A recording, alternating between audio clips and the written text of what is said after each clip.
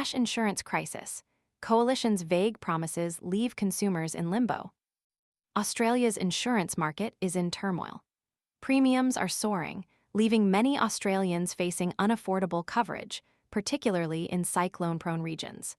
While the coalition promises intervention, the specifics remain frustratingly unclear, raising serious concerns about the effectiveness of their proposed solutions. The debate ignited in February when opposition leader Peter Dutton, in a bold statement on Sky News, declared the coalition's readiness to intervene in the insurance sector, mirroring their approach to supermarket price gouging. He drew a direct parallel, stating, "As we've done with the supermarkets, where we have threatened divestment if consumers are being ripped off, similarly in the insurance market, we will intervene." This statement painted a picture of decisive action to protect consumers from exploitative pricing practices.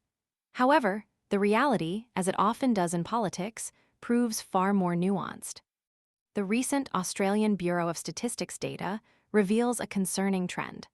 While insurance inflation slowed to 1.1% in the December quarter, its weakest rate since 2022, the annual inflation still reached a staggering 11%.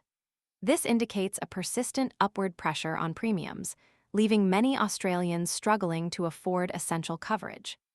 The situation is particularly dire in northern Australia, where the threat of cyclones adds another layer of complexity and vulnerability.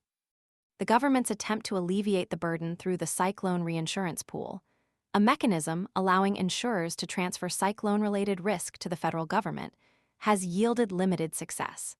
The latest ACCC insurance monitoring report for 2023 paints a stark picture. Insurance premiums in northern Western Australia and the Northern Territory experienced their steepest increase on record. This highlights the inadequacy of current government interventions and the urgent need for more robust solutions. The coalition's supermarket divestiture policy, introduced in July to combat price gouging, serves as a potential blueprint for their insurance intervention. This policy, framed as a last resort, empowers the competition regulator to seek court orders compelling Coles and Woolworths to divest parts of their businesses in cases of significant legal breaches. This aggressive approach suggests a willingness to take decisive action against corporate malfeasance.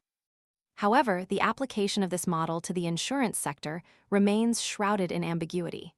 Shadow Treasurer, in a recent statement, significantly narrowed the scope of the proposed intervention, confining it to supermarkets and hardware. This starkly contradicts Dutton's earlier, broader promise of intervention in the insurance market. This discrepancy leaves consumers questioning the coalition's commitment to addressing the insurance crisis and casts doubt on the effectiveness of any proposed intervention. The lack of clarity surrounding the coalition's insurance policy is deeply troubling.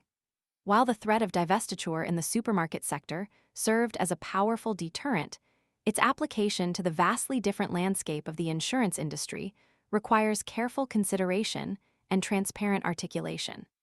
Consumers deserve a clear understanding of how the coalition plans to tackle the rising cost of insurance, particularly in vulnerable regions. The Nationals' leader, David Littleproud, further muddied the waters, stating a day after Dutton's announcement, "It would be unfair to say that was a policy announced by Peter Dutton." This blatant contradiction within the coalition's leadership underscores the lack of a coherent and well-defined strategy to address this crucial issue. The silence surrounding the details of the coalition's proposed insurance intervention leaves consumers feeling abandoned and vulnerable. Will the intervention mirror the supermarket divestiture policy, requiring demonstrable evidence of significant legal breaches before action is taken? Or will it adopt a more proactive approach, potentially through regulatory changes or direct subsidies? Without clear answers, the coalition's promises ring hollow, leaving Australians facing soaring insurance costs with little hope of relief. The current situation demands immediate clarification and a concrete plan of action to address the ongoing crisis in Australia's insurance market. The Australian public deserves transparency, decisive action, and a commitment to ensuring affordable and accessible insurance for all.